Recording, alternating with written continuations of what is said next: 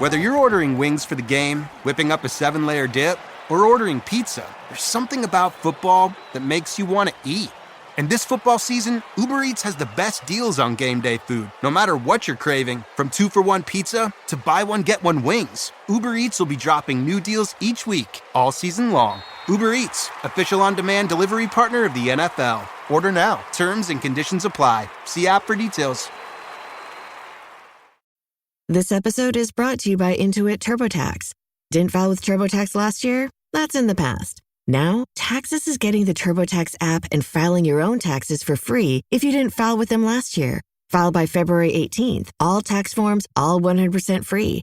Now, this is Taxes. Intuit TurboTax. New filers and filers who didn't use TurboTax last year only must start and file your own taxes in-app by February 18th. Excludes TurboTax Live. Full terms at TurboTax.com. This episode is brought to you by Allstate. Some people just know they could save hundreds on car insurance by checking Allstate first. Like you know to check the date of the big game first before you accidentally buy tickets on your 20th wedding anniversary and have to spend the next 20 years of your marriage making up for it. Yeah, checking first is smart. So check Allstate first for a quote that could save you hundreds. You're in good hands with Allstate. Savings vary. Terms apply. Allstate Fire and Casualty Insurance Company and Affiliates. Northbrook, Illinois.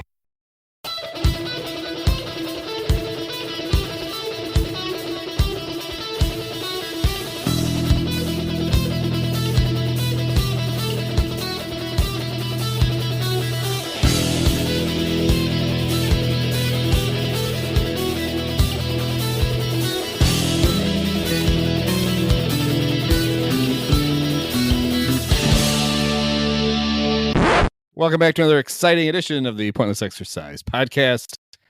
We're going to talk Cubs and maybe a little Bears with Tom Loxas. Tom, how are you? Good. Except for that, the little Bears part, that's the bad part right now. The Cubs are actually the only glimmer in our sports lives right now. Yeah, when they're that's sad. When they're the cream of the crop as currently constituted, it's a bad thing. Has Jed Hoyer contacted you about waiving your no trade clause?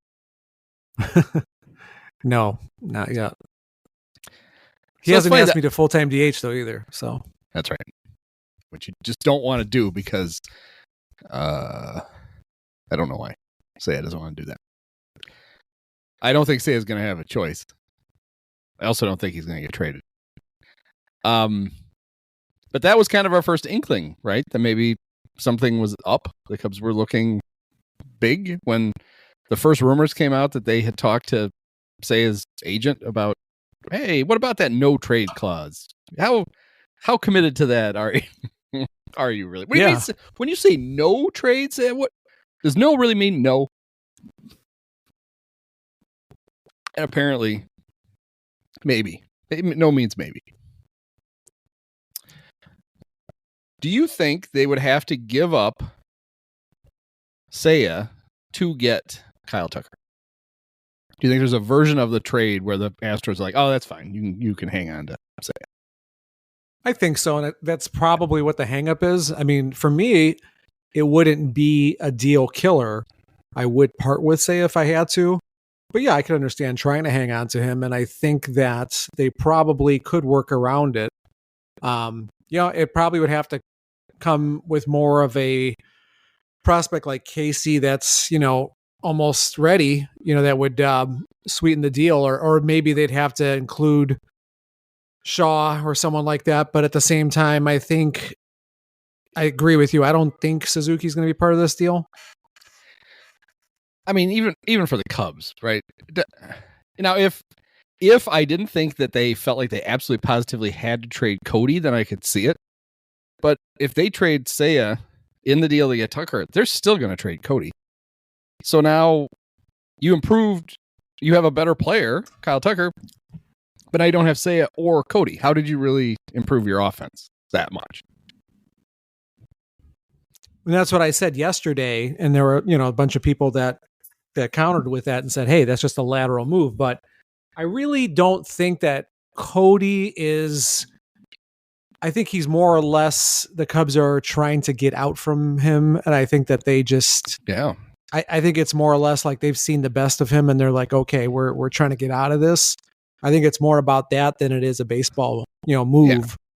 I mean, I think that regardless, like you said, regardless if Seiya goes, I think that Cody is still going to go. And I think they might even make that trade first.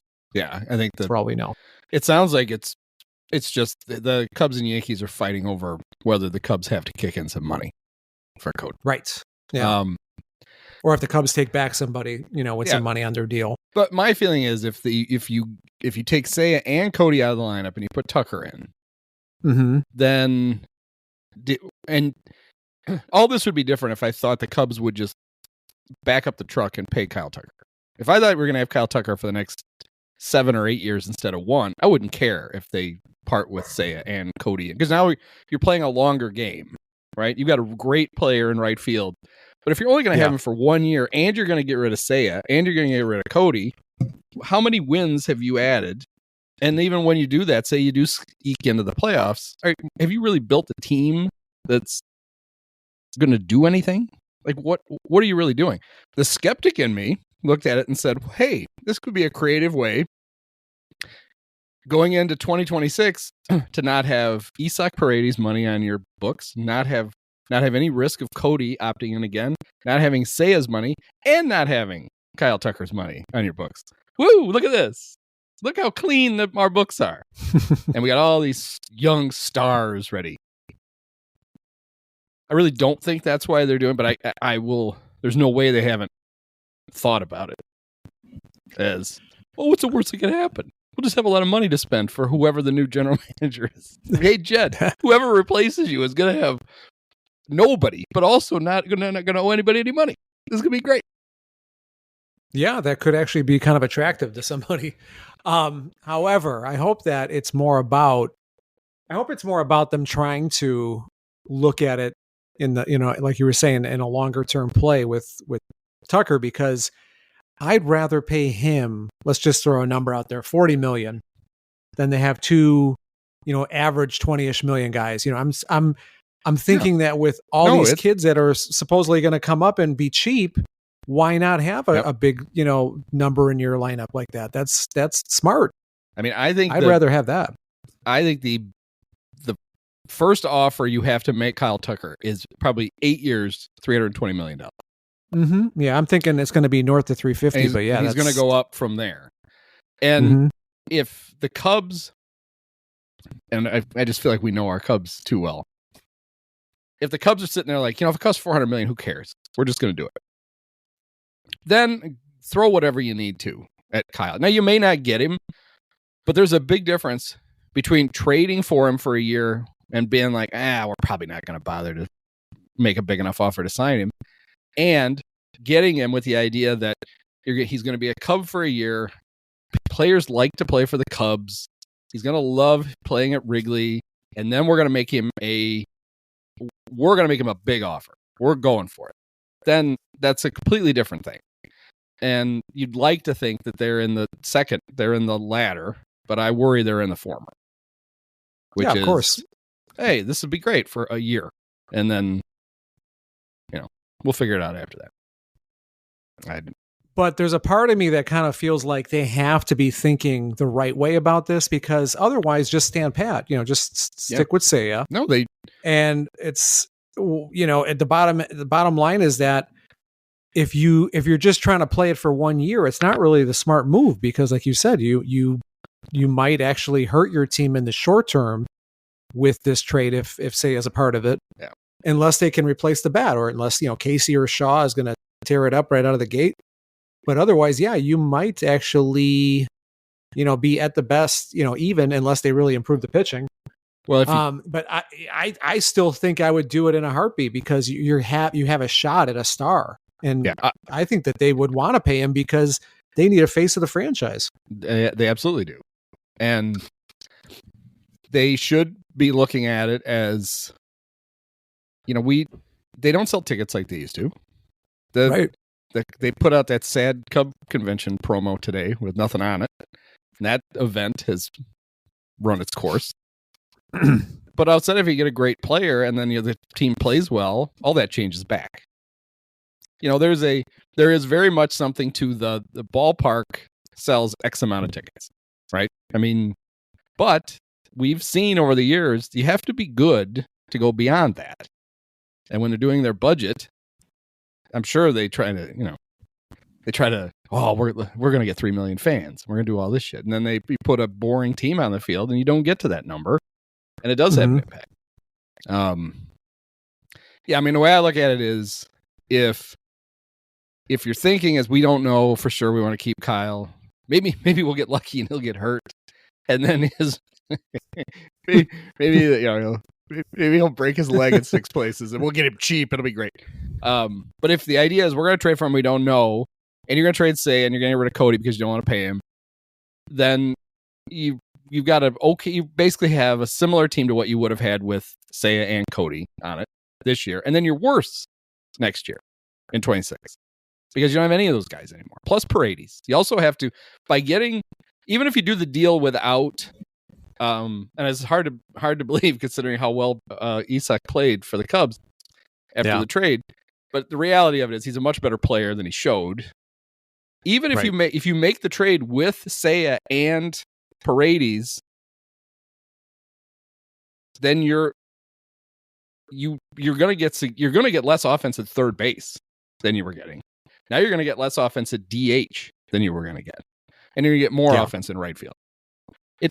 It's kind of a wash, and it doesn't make that's why I don't think Seiya is going to go in the deal. But I keep saying the same thing. If the thought was, you know what, it doesn't matter, we're going to go balls out after Kyle Tucker to sign him, then I don't care as much.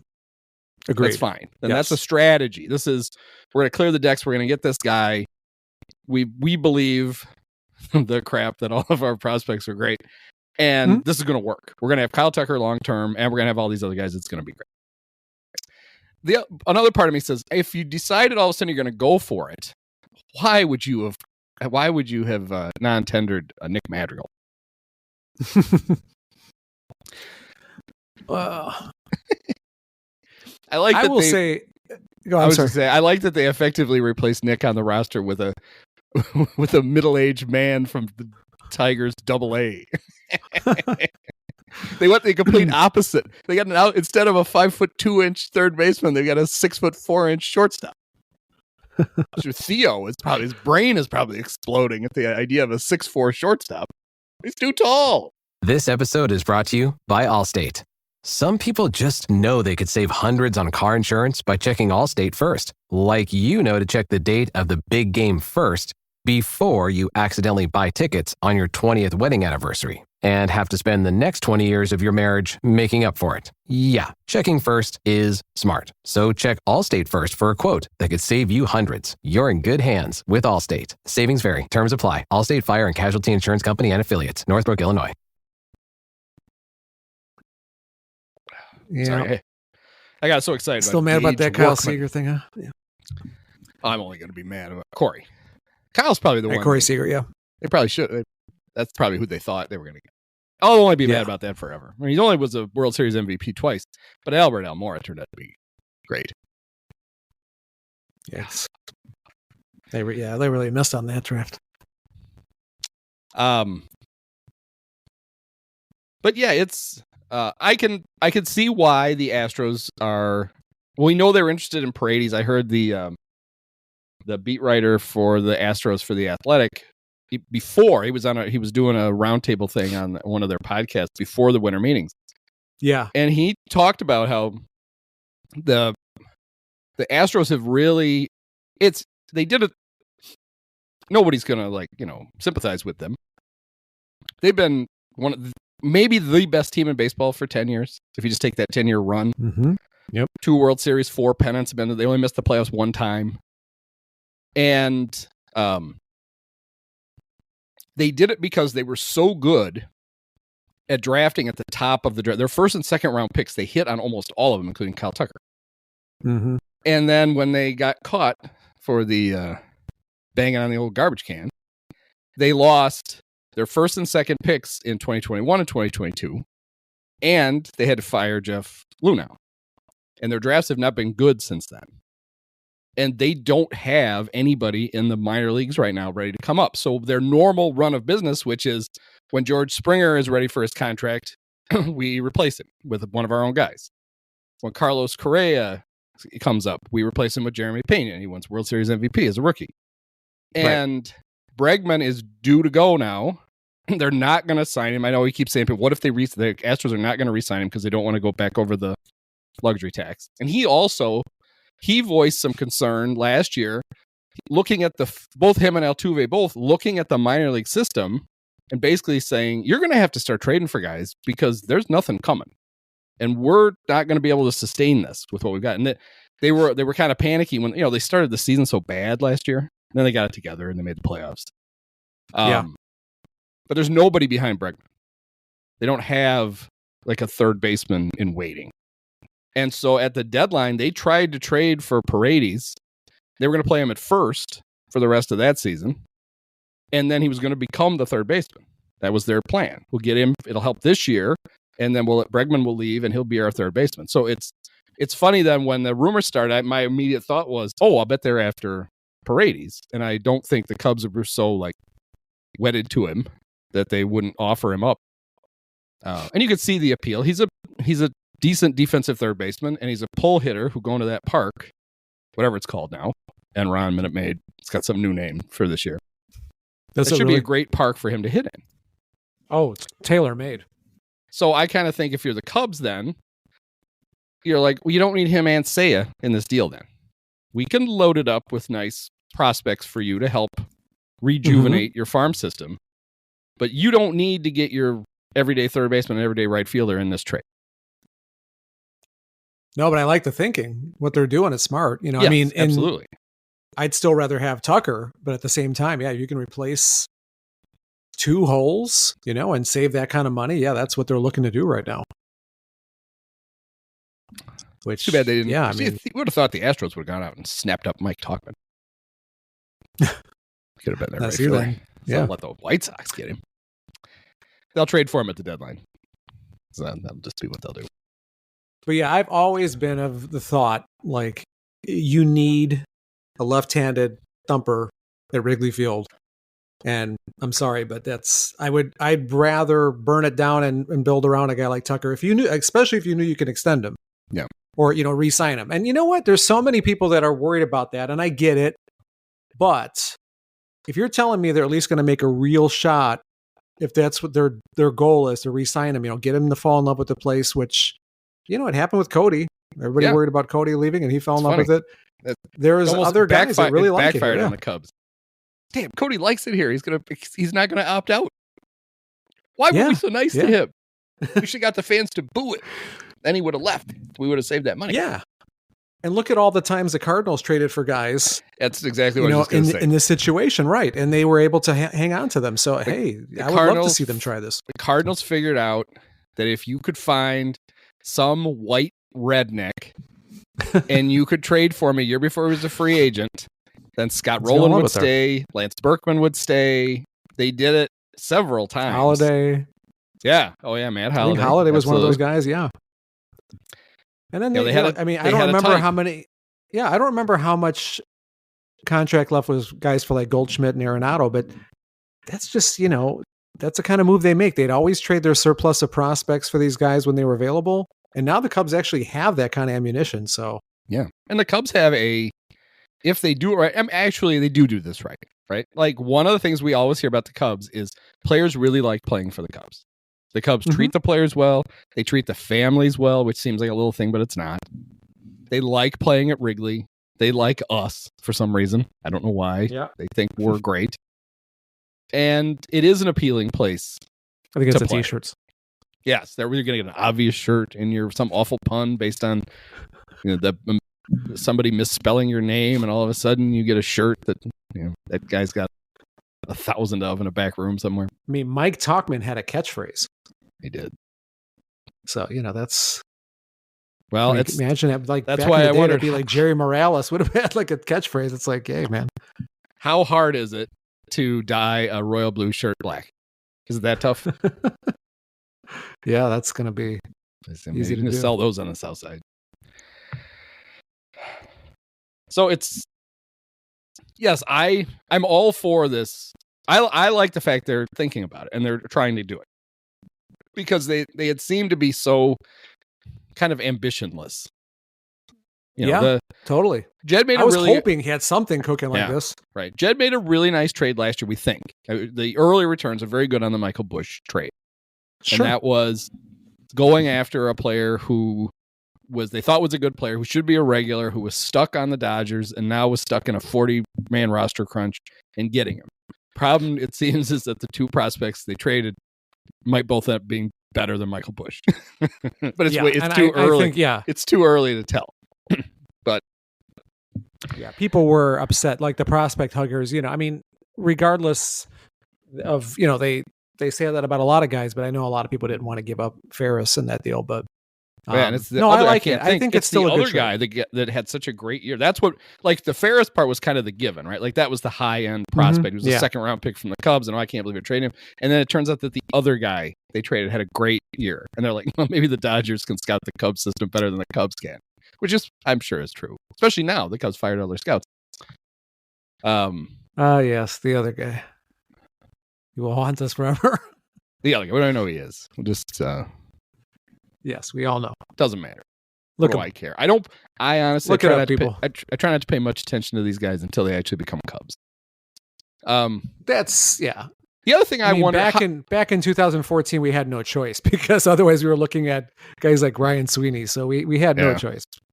So Ryan Sweeney will come up in the podcast that came out earlier this week was Mike Donahue and I remember this crapped. We remembered worst free agent signings of all time.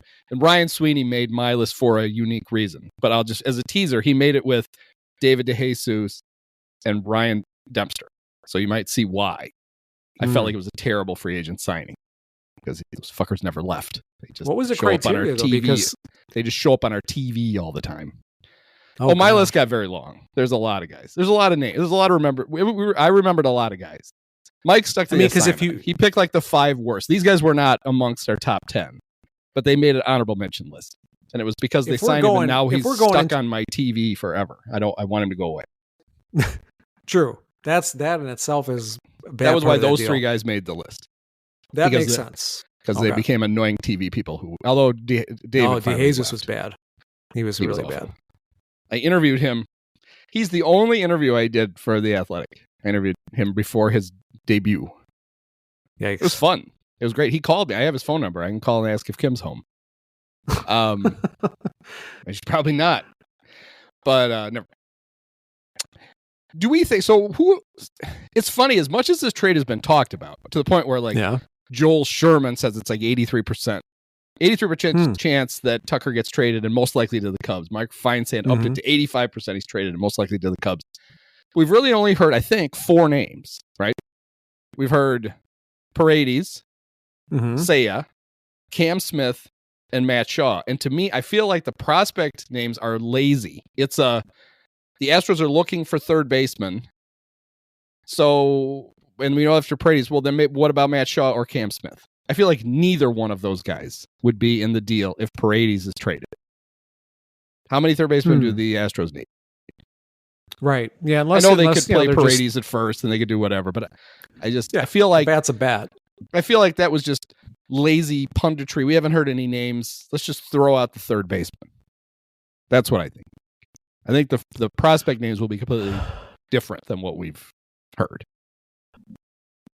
I know a lot of smart people in the game really like Casey. They really think he's going to be ready to play soon. Now, see, the Casey, that's the first thing I thought of with this. Is like, well, you don't, if you're the Cubs, even if, and we're giving them credit here, even if the idea is we're going to really try to sign Kyle Tucker, don't you need to keep Casey just as the fallback? Because isn't the disaster scenario here? They trade Seiya and Casey, and then they trade Cody to get a salary, and then they get Tucker, and then the 4 guys who could have been their right fielder are all gone. Yeah. It's just like one big poof. Yeah. Well, that's why it's got to be either Casey or Suzuki. Yeah. I'd prefer to actually hang on to Casey because if he's got the upside, if he's going to hit 25, 30 home runs. In my mind, he's a Cub prospect. So you can trade him. you can just let him go. It'll be fine. And it's funny. I think we've talked about this on this podcast. Like, to me, I really like Seiya. I think he's a good player. His numbers are always better at the end of the season than the impact I felt like he actually made.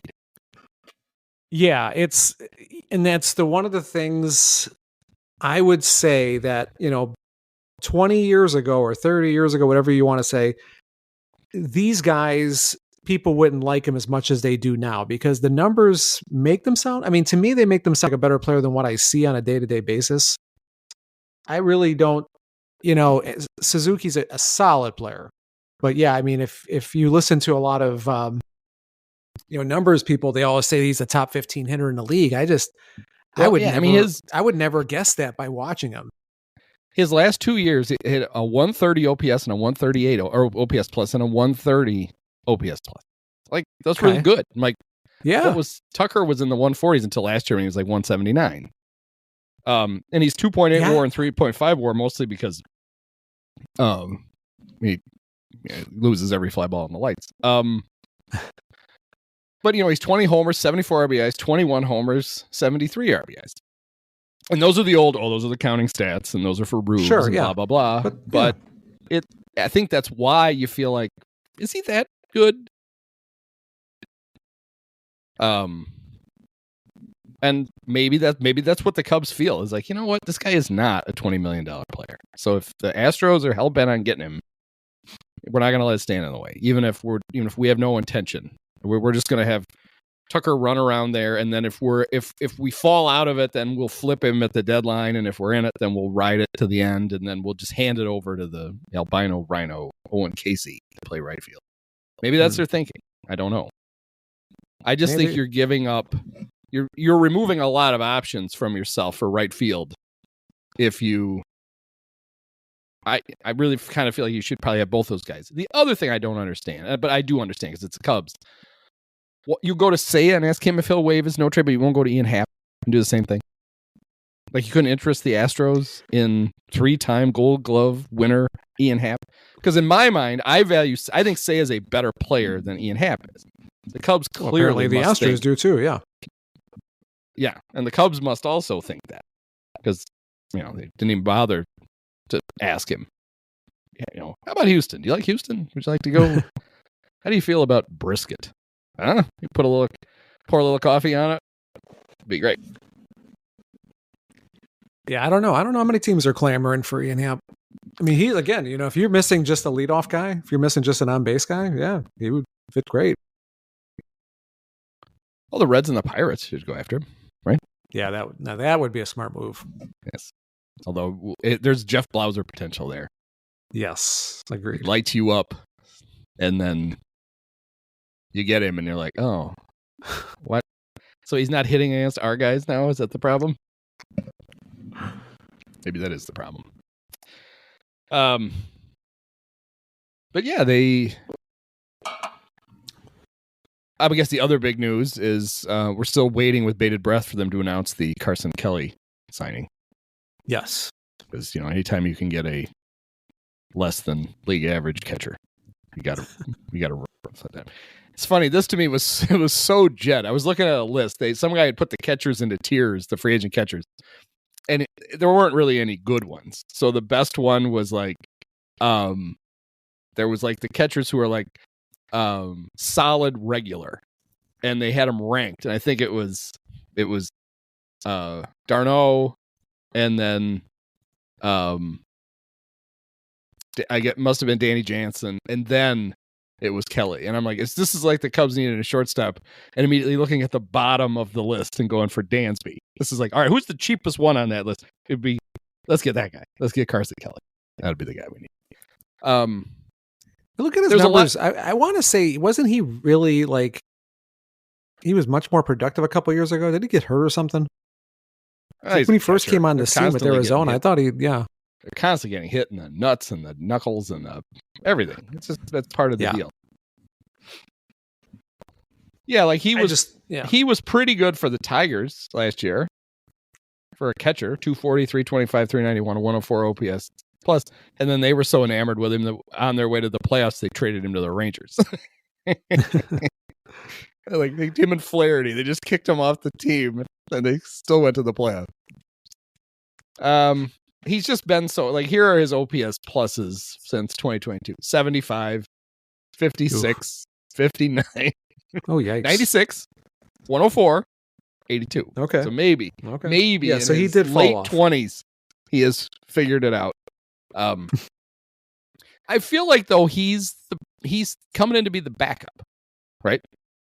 Yeah, Don't I you think feel they'll like probably- Amaya is the catcher, and then they want to have an actual, like, big league catcher backup in case this happened again, or Amaya got hurt, which is smart. But this whole idea, well, now they got their catcher, it's like, this can't be, right? You can't be, like, pushing him to the top of the depth chart, I would hope. Right, and then there was all that talk that they were going to go after, like, a real catcher, like a Hoppy from Anaheim. They went after, or Los Angeles, wherever they're at now. I know there was rumors that Jed went after him, and there was some talk about Langeliers from the Athletics. So, now that they're looking at a more substantial bat, then yeah, you can get away with just having, some decent catchers if as long as you're upgrading the rest of the lineup. Wouldn't it be funny, though, if the Ohapi rumor was never true? It was just that one of the reporters heard that the Cubs had called the Angels about getting their catcher, and it was Tice, who they actually How long did it was sign. Tice, yeah. Yeah, because he's terrible. It is Tice, right? I honestly don't know. It's funny. I This think that guy's sounds played, right, I don't yeah. know how many big league games he's played. I have no idea how to pronounce his name. Yeah, I've never I heard did not anyone watch utter a it lot of out Angels loud. games last year. So I just don't No. know. That's how good he is. He's a Yeah. big league player that no one has ever heard an announcer say his name, ever.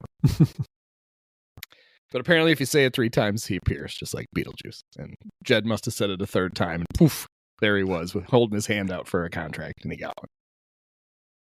I think it was Bleacher Nation said it 3 times, didn't There, One of those guys. they're the ones there. Well, Carson Kelly. You were he's you were great. telling me, yeah.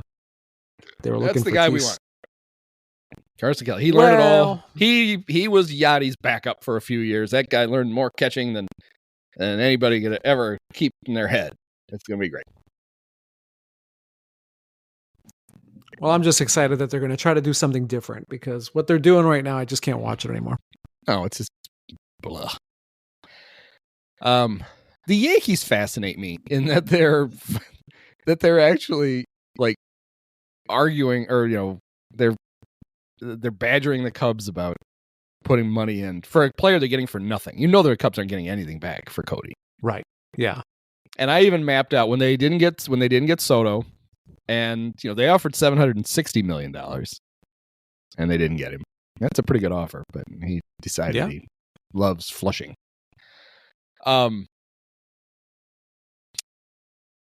They need a right fielder, they need a third baseman, they need a first baseman. And then I thought, if you're the Yankees, you're not in a terrible situation because the Cubs are trying to give away Cody Bellinger. You don't even have to give a decent prospect. It makes $27 million. The Cardinals are trying to give away Nolan Arenado. So you play him at third, you move Jazz Chisholm to second, he replaces Glaber. And then you could sign Christian Walker for probably $25 million a year for 3 years. You would end up with those 3 guys this year for less than $75 million. $75 million was Juan Soto's signing bonus. You'd have 3 pretty good players. You'd probably have you would miss Juan Soto, obviously, because he's great, but you'd probably have a more well-rounded offense than you did a year before. So it's interesting to see if looks like the Red Sox are trying to get Arenado. They're just going to move Devers, I guess, off of third base. Yeah. I mean, he's he's versatile. He can play first very well, actually. Yeah, he doesn't play third very well. Somebody had his he's pretty metrics average up, there. and they were bad. Yeah. And it's like, okay, I can see why. Remember, he that can was hit, though. That was Bleacher Nation's solution to the Cubs' third base problem. Oh, yeah. And remember, he was there. We'll just keep an eye on him this year. Then in spring training, he signed a huge contract to stay with the Red Sox. Yeah. It's like, well, I don't think you have to wait all season and look at him. He's pretty much there. But that'll be interesting. Yeah, well, you just described a pretty Yankees offseason, I think, considering they lost out on Soto. I'd rather have Soto. Yes. But yeah. But it's not a bad way to recover. No. Now it's all short term, compete with right? Those are all like Cody's the youngest one of that bunch. Walker's 34. It's funny. I feel like he only like broke in like 3 years ago, but I mean, he took over for Goldschmidt, so it's been longer than that. He's also a really good player that people don't think of as a really good player. No, it's true. Yeah, he's really he's really a great defensive first baseman, and he puts up really good offensive numbers. He's a nice player. Definitely. Yeah. They're just trying to. I think they're gonna have a pretty good pitching staff with Fried. If he can stay healthy, and Rodon can stay healthy, and Cole can stay healthy. Yeah, that's a lot of ifs, but it's a lot of ifs. But that was the other thing. The everyone's like, well, the Astros want Heel, and they'll probably, the Yankees could afford to give him up because they've got 7 starting pitchers. And I'm thinking, have you seen who those 7 are? Yeah. There's no way those guys won't make it through May. You're going to need every one of them.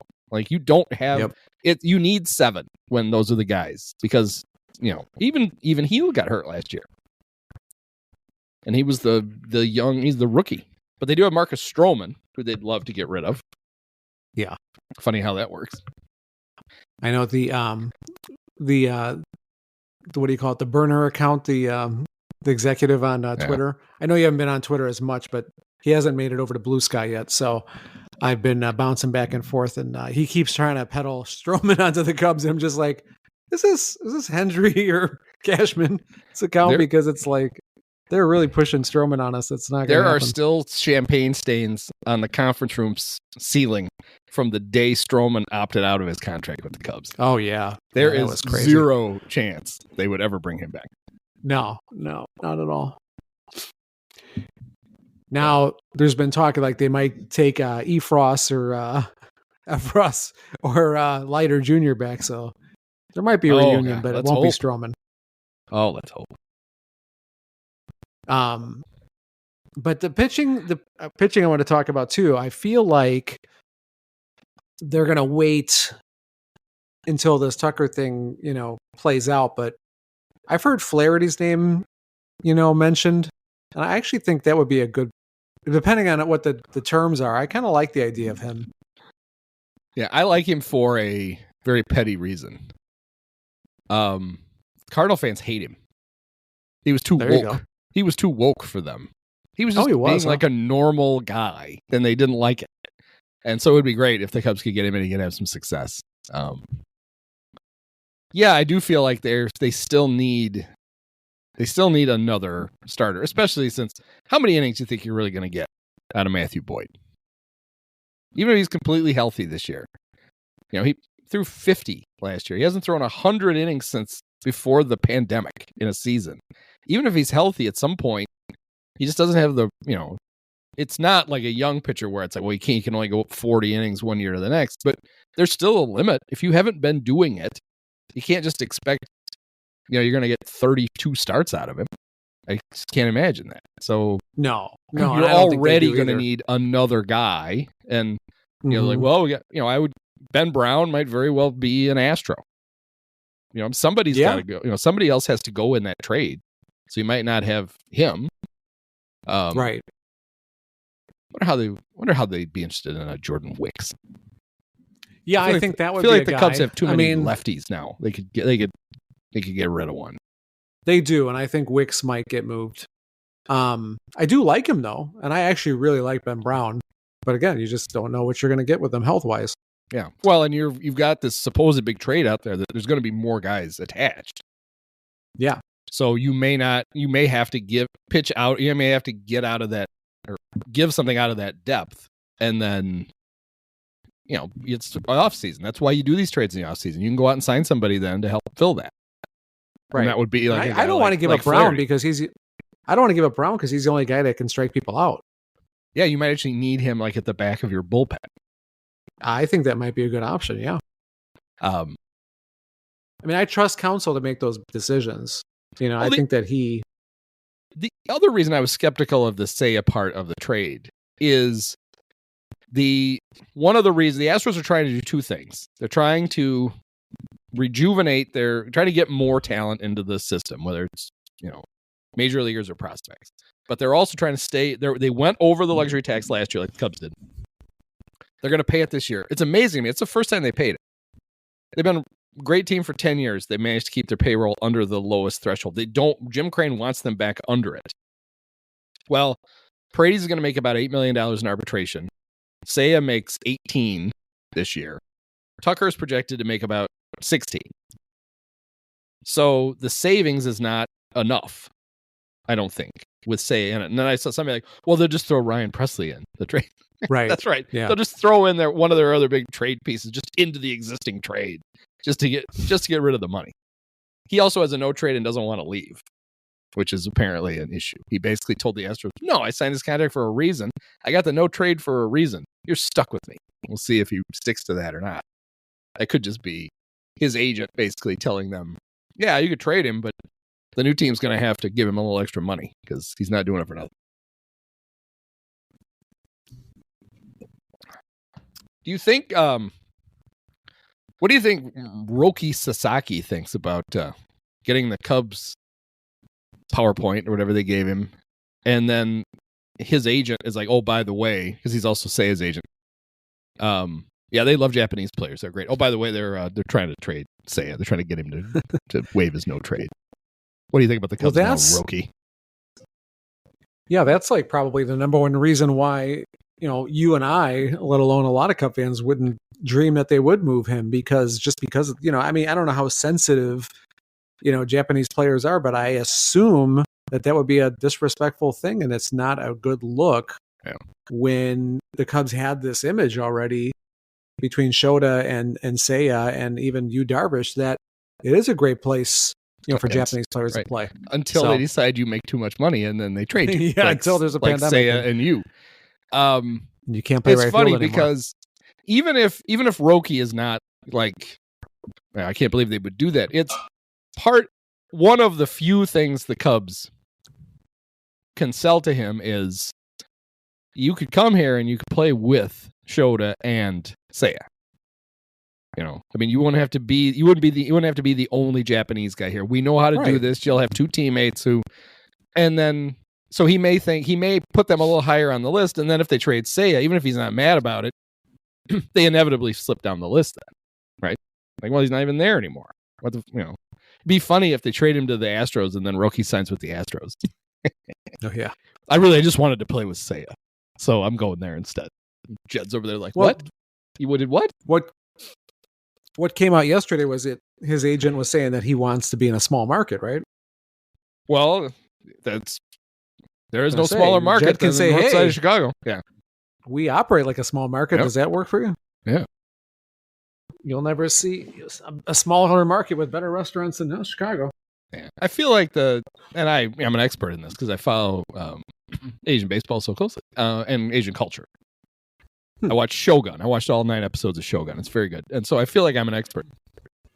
Yeah, that does it. I feel like it's Roki's going to sign with the Dodgers or the Padres. And when I hear the agent come out and say, hey, he'd be more comfortable in a smaller market, that to me is he's going to the Padres.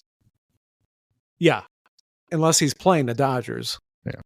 I think if I was him, he's an agent, for Christ's sake. I think if I was him, I would go to the Padres too. Even though those uniforms, I don't think I could wear those things. Jesus, they're just the worst. But he'll be paid. He's not going to get paid. He's not going to get paid enough money because of the limitations to wear those awful yellow uniforms. I wouldn't think if I was him. But if you want to play for the Dodgers, you'll be a free agent in 5 years. Just go play for the Dodgers then. Let the Dodgers give you $1 billion by that point. But do something different. It seems like it'd be fun. It seems like the Padres would be fun to play for. So go there. I agree. I just don't want to see the Dodgers get him. Should the Cubs bring Dylan Cease back?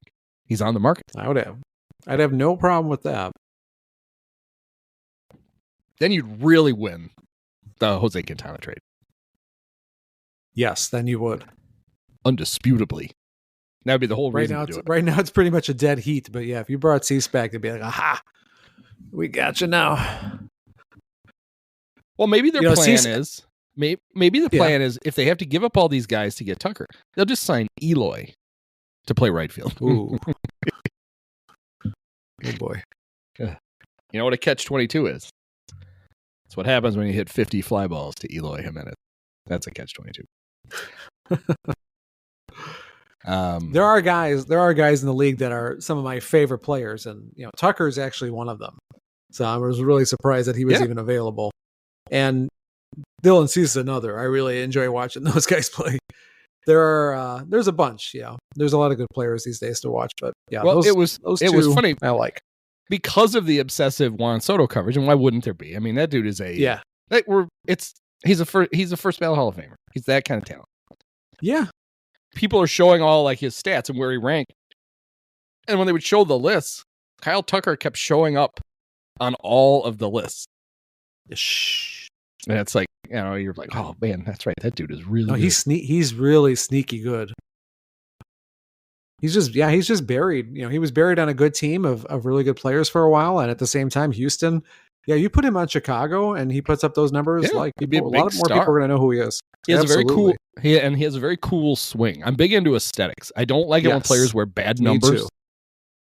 And Pete Crow Armstrong, two things have to change immediately. We got to stop trying to put the whole fucking name on the back of the jersey, and 52 has got to go. It looks dumb. Yeah. You need a single digit number, and we're just going. I thought you were going to say something about his hair too, but we're just putting Pete Crow on the back. Just the way God and Rick Sutcliffe intended. It's just going to say Pete Crow right on the back of his jersey, and it would be awesome. Or just go with Armstrong. Well, you don't want to offend Which one is Mom Crow or Dad? I don't even know. I don't know either. Don't want to offend him. He could go PCA, I guess. Yeah, but that's too small. That's Ron Say length. That doesn't work either. That's true. But yeah, I just think during the winter meetings, I watched a lot of. I had MLB Network on most of the time during the winter meetings, and they just repeat. That's a completely half-assed network now. I mean, they didn't even send their nighttime show. They didn't send the daytime show to the winter meetings, and then the nighttime show they would do like an hour and just show it over and over and over again. But on one of the shows, they had Counsell, and he talked about Pete, and he basically said the most impressive thing about him was, as a young player, we had to play him because of injuries, and he was a good player, so we needed to play him for his defense. And he struggled, and then he made adjustments, and he played well. And he said that's like the number one sign you look for in a young player is that's good to hear. To not get overwhelmed and to continually make adjustments. You could tell. I mean, I think you can tell when a manager is talking a guy up just because, and when a manager really likes a player. And Craig, I think, is very impressed with Pete.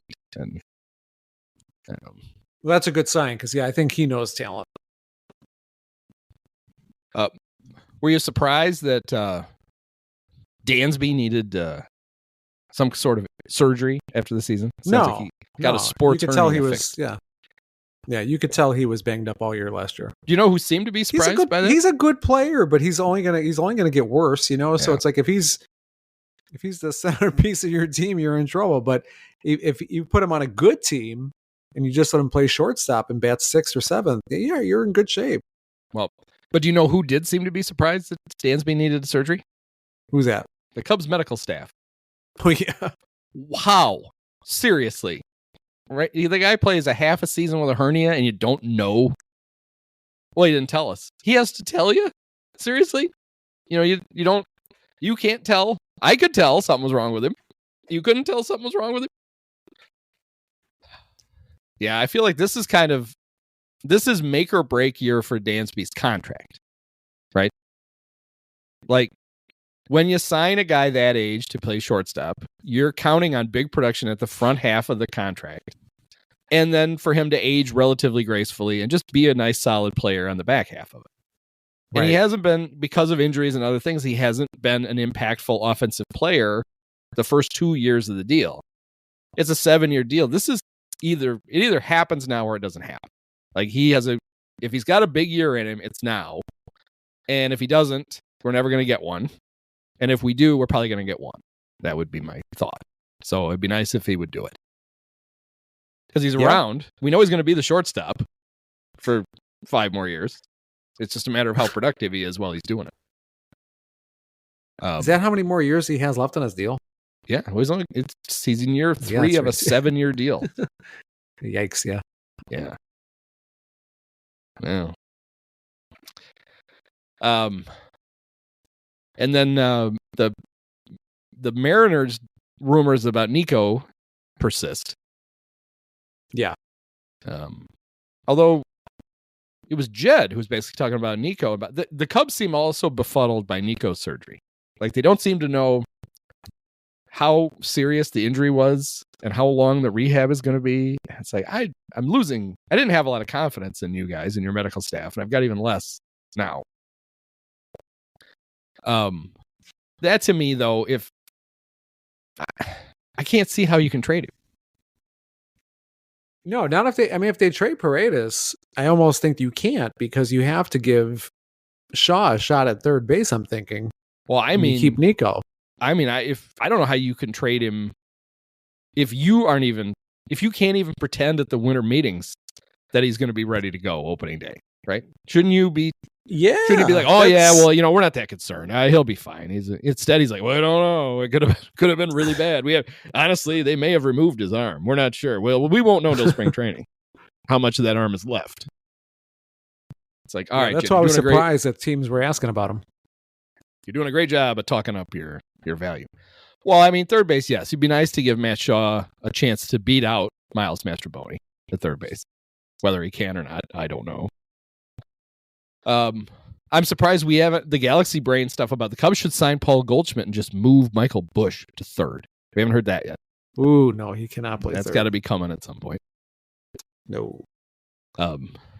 The one of the Giants writers was trying to talk Goldschmidt up to be the Giants have a hotshot prospect, Bryce Eldridge, who's going to arrive to play first base sometime next year, they think.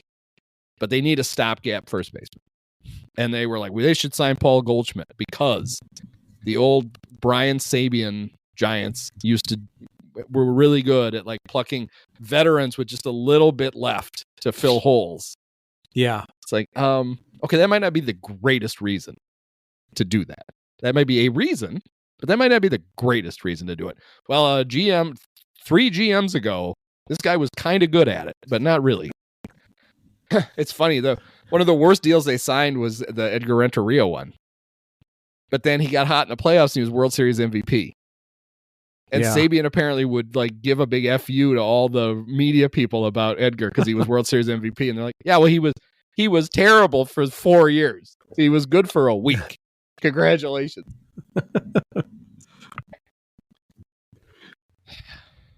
Well, we'll see. But yeah, it's, everybody's like, oh, I think there's a lot of momentum at the winter meetings. I bet that Tucker deal happens right away. And it's like, well, there's no deadline to like make this happen. Like it could happen Friday. It might not happen until it could happen in January. We really don't know. So we'll just keep abreast of it. But we got a few minutes left here, and I think we should give this all of the analysis that it deserves. What did you think of the first game ever coached by a Bears interim head coach? I thought it brought me back to the Trestman era.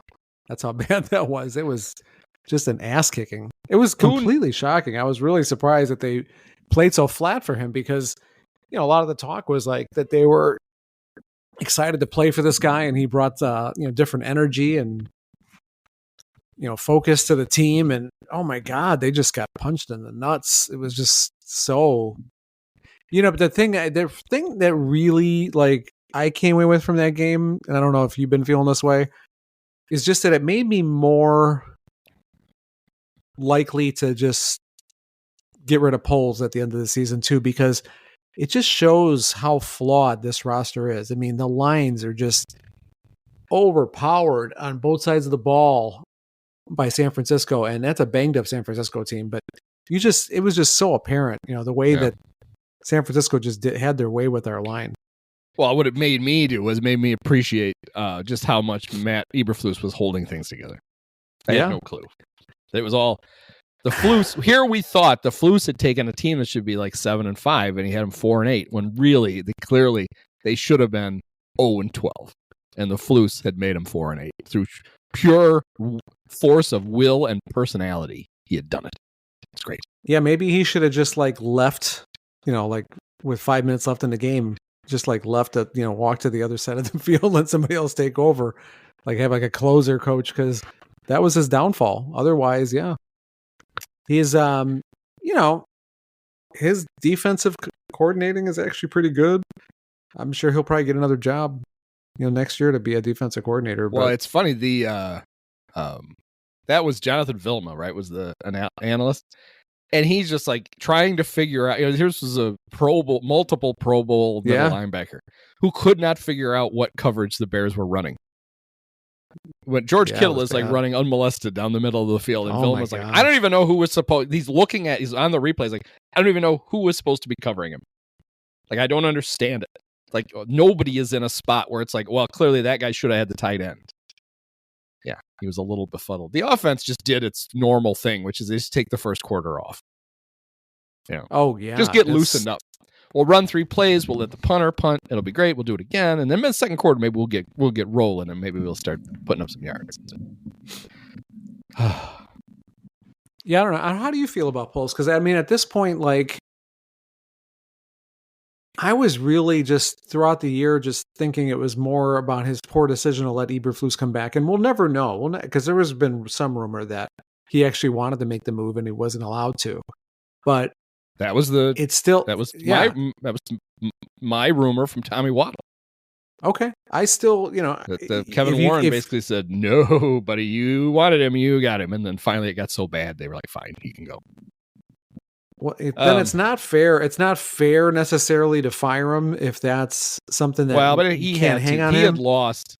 Fair had nothing to do with it by then, right? Yeah. Like apparently there was nearly a riot in the locker room. No, I'm talking about Poles. Oh.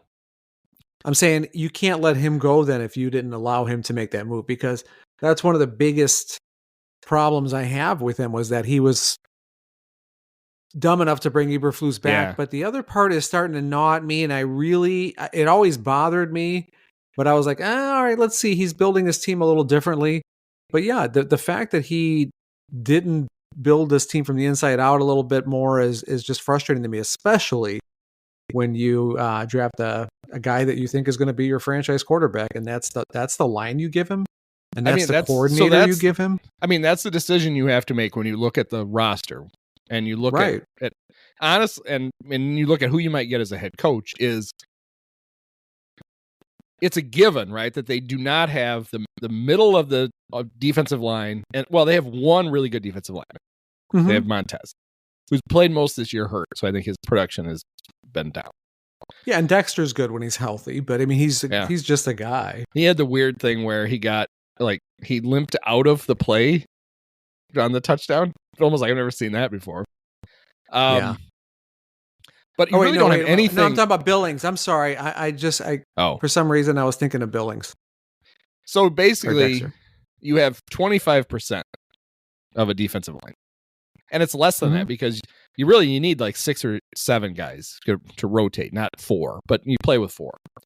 And then on the offensive line, I don't know what you've really got to hang your hat on. Like, is Darnell Wright good or is he not? Braxton, I think, is a serviceable left tackle, but should you be settling? You're in the middle of a rebuild. Should you be settling for serviceable at left tackle? No. So you might not have. Serious. You might not have any. You might have 0% of your offensive line 3 years in. So then the decision you need to make when you look at the roster is how good is the rest of the roster, right? Because if you think the rest of it is pretty good, then the new guy comes in and his emphasis is we're going to fix these 2 lines. We're ready to roll. If, though, you look at it, it's a given that the 2 lines aren't good enough. If you look at it and you're like, well, the wide receiver, Rome's the only one that can run. It's part of the reason why they don't have a downfield passing game is that Keenan can't move and DJ is not that kind of receiver. So you may be like, well, you still need a wide receiver. And then is DeAndre Swift an every down back, given his style? I don't know. Maybe he is, maybe he isn't. And the defensive backfield, I think, as sad as it is, you can't count on Jaquan Brisker ever again. He had concussion problems at Penn State, and they've just gotten worse in the NFL. What have you got in Tyreek? So how much of your secondary is as good as you thought it was?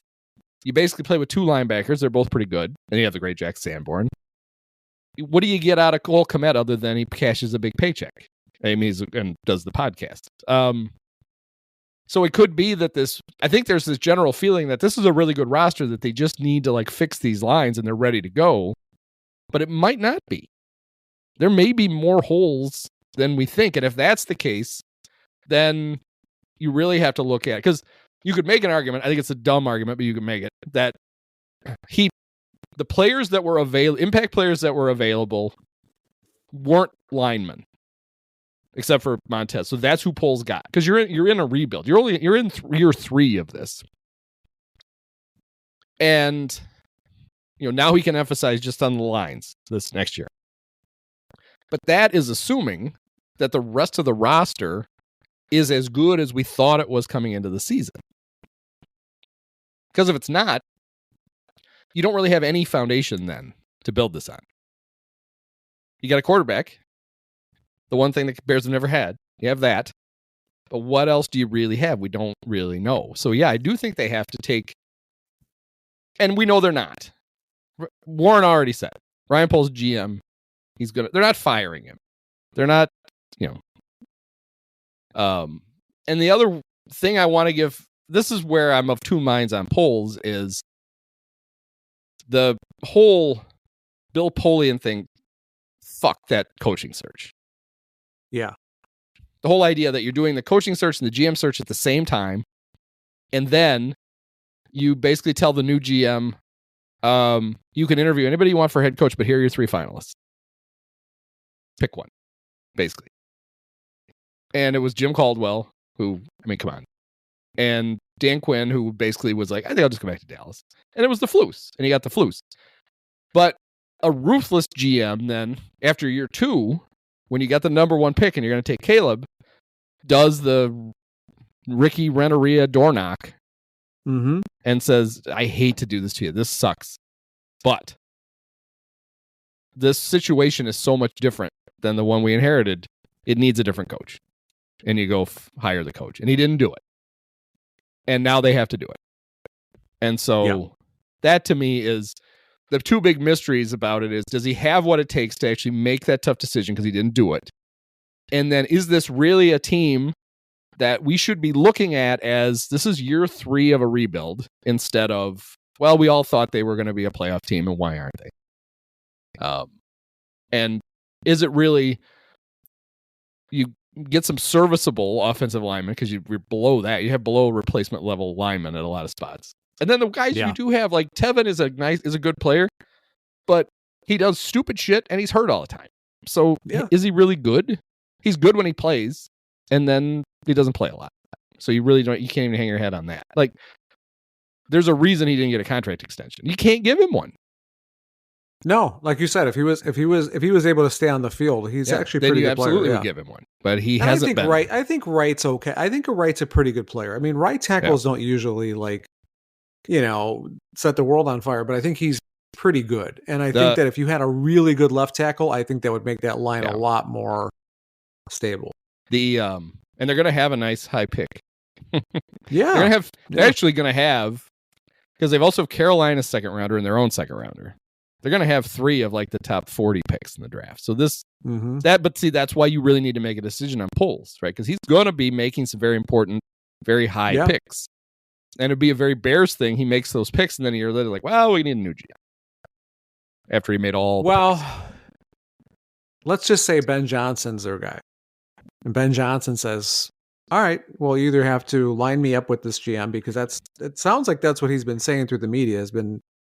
He's kind of looking at the Bears thing and being like, I don't know about some of this.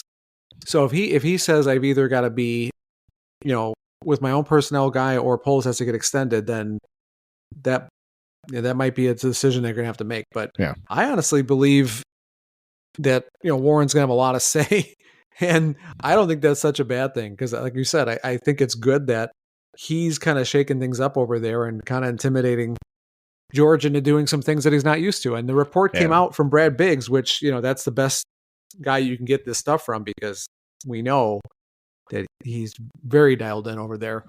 If he's saying that Warren's going to have the money to hire whoever he wants, that's a good sign, at least. I mean, I don't care. I just want something different.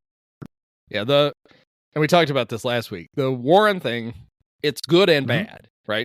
Right. Like the good part of Kevin Warren is this is a dude who like shoots for the moon, thinks the Bears should have the best of everything. They should build $1 billion stadium on the lakefront. We should do all this stuff. But he's also kind of an idiot, it seems like. And so you don't know what you're going to get. The aspirations are great, but the follow through could be, oh my God, that's who we got. My concern about Ben Johnson isn't anything like schematically. Like you watch the way the Lions run that offense, you're like, see, this is what you want. This kind of creativity we don't see and all that stuff. He seems like kind of a weirdo. But football coaches are weirdos, but he doesn't seem like the kind of good football coach weirdo. Okay. Yeah. Yeah, he seems but I don't know that at all. This is just me. Like if they hire him, I'll be like, oh, that's great. We got a genius. But even when you kind of look at him he looks like a guy who the Bears, I mean, they turned on the Flus, for God's sakes. I could see them trying to do the same thing on this guy and be like, well, this dorky white dude. Look at him. This is who we play for. And I kind of wondered it's easy to read too much in because Kevin Warren also just talks and talks and talks and talks and talks. He just says stuff.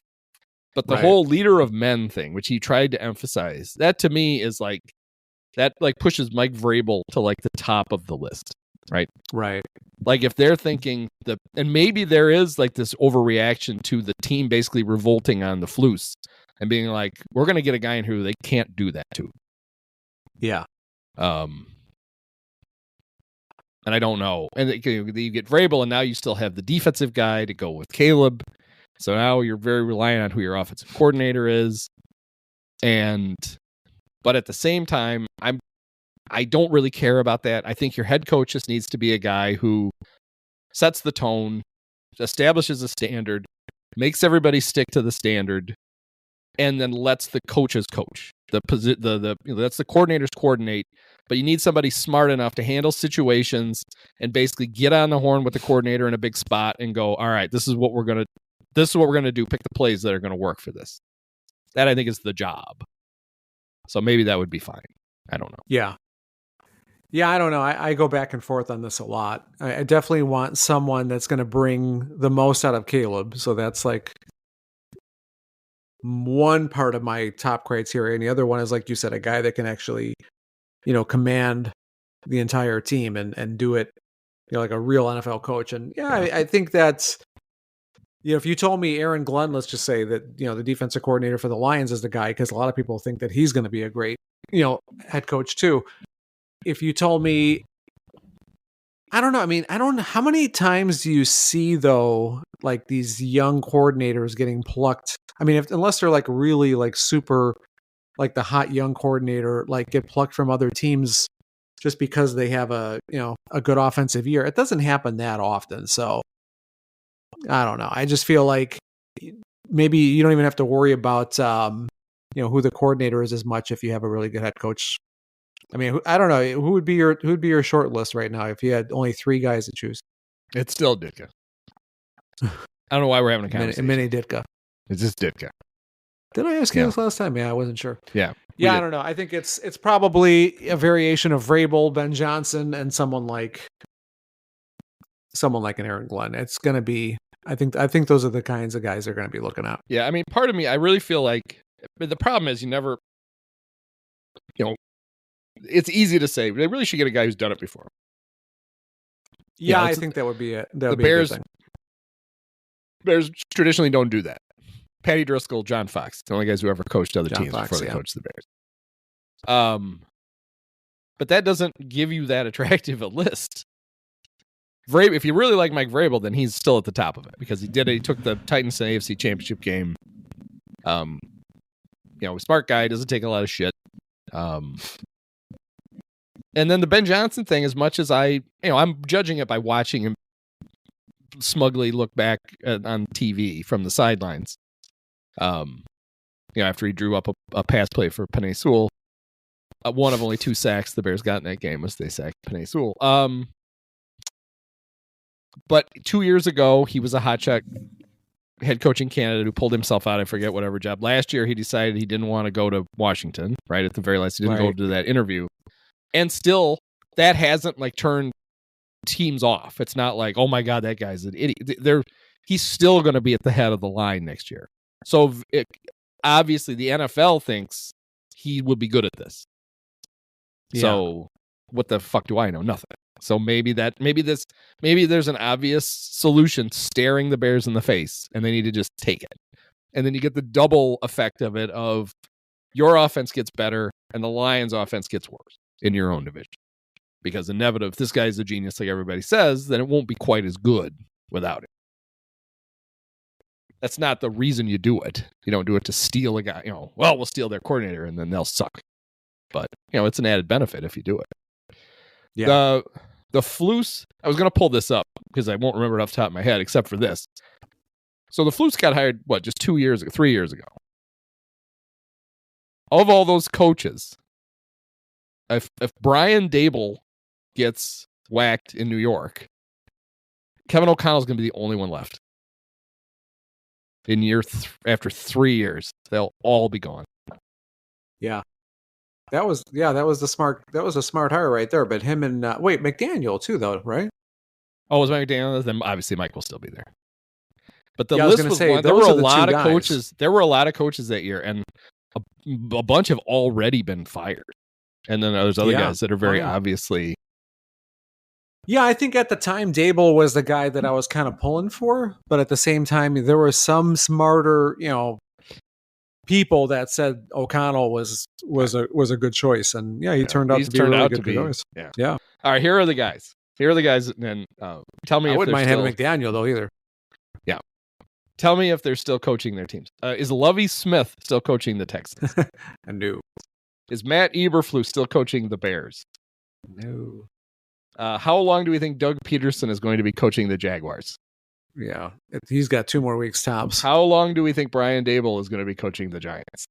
Yeah, he's gone. And there's Kevin O'Connell and Mike McDaniel. Yeah. Is Nathaniel Hackett still coaching the Broncos? No. Well, he was bad. Is Dennis Allen still coaching the Saints? Can't believe they even hired him. Is Josh McDaniels still coaching the Raiders? Oof. And then Todd Bowles is still there. So Todd, okay. It's very likely after this season, it's just going to be Todd, Mike, and Kevin.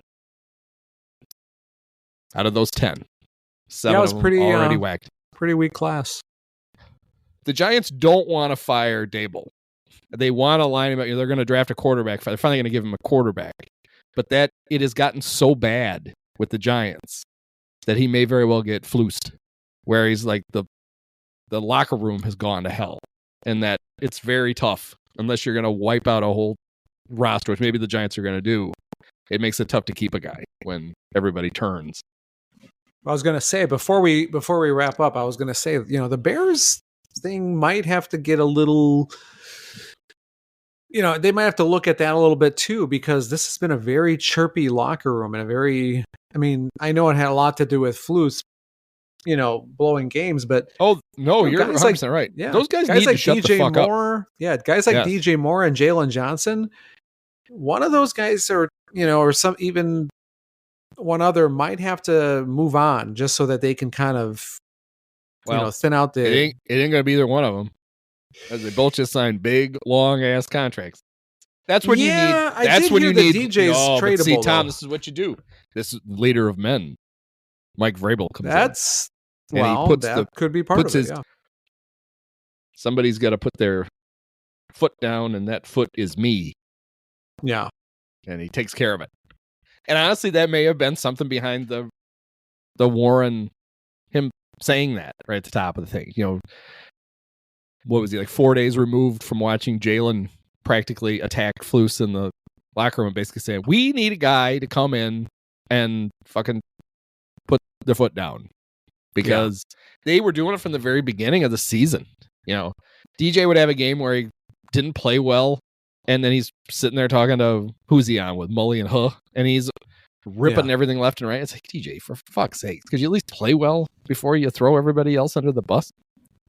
Jalen spent most of the time, early interviews were all about his sex addiction, and then he got on to actual football.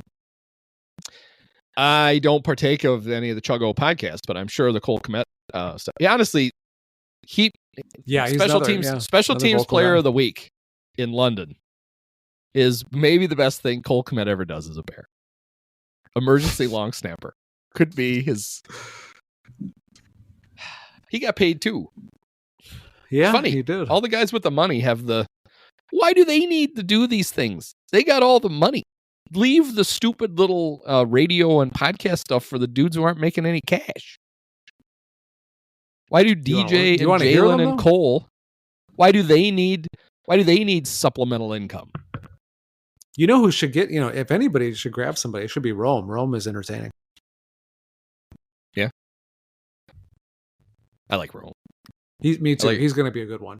I That said it his- before on this pod. I said I was a little concerned that Poles wasn't using that pick on an offensive lineman, especially if there were some good ones on the board.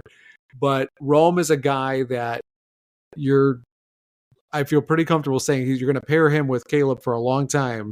And I think those guys, they look like they're going to be a There's good two duo things. for a while. You put 180 pounds on Rome and you could probably move him to tackle. But here's what reminded me. He made that really nice. He made 2 touchdowns against the Niners. The first one, a really nice catch where he got his feet in the corner. Beautiful. And it reminded me immediately of the preseason opener. Remember when the Park District didn't paint the white? And he thought he did almost the exact same move where he did that quick double tap with his feet, but he was out of bounds because he thought he was looking for the big white stripe and thought it was behind him, but he was in the middle of it. And that catch just reminded me of that. I'm like, at least this time the Niners knew how to paint the end zone, so Rome knew where to put his feet. So good job. Yeah, I like Rome and I like Caleb. That's all I need right now. Yep. Are those two. But we'll see. Well, it's fun to have things, even though nothing happened. Cubs didn't actually trade for anybody. Bears didn't even win a game. But it's fun to have things to talk about at least. So now we'll see what happens. I'm sure the next time we do this, there'll be all kinds of exciting things that have actually happened. Bears will have, gone to Minnesota and beaten the Vikings by 60 points. Just reasserted their dominance. And the Cubs will have gotten Kyle Tucker for Jed will have turned the screws on Dana Brown, and he will have gotten Kyle Tucker for Miles Mastrobuoni and one of those dud. I can't even think of their mediocre middle relievers. I was going to say Porter Hodge, but Porter's actually pretty good, so we don't want to trade him. All right. Well, thanks, Tom. Yeah, thank you. Many of us have herpes. No, I thought it generally sucked. I didn't think it was a specific suck. I thought it was like an all-encompassing type of suck. So, we're going to try and rectify that. But for right now, I'm going to be pretty pissed about it. It's fitting. It's got to be done with one of the best games of all time. Just unbelievable. I mean, got to congratulate the Dolan family. Sean, my podcast co-host Andy, you were his favorite player growing up. Oh, thank you so much, Andy.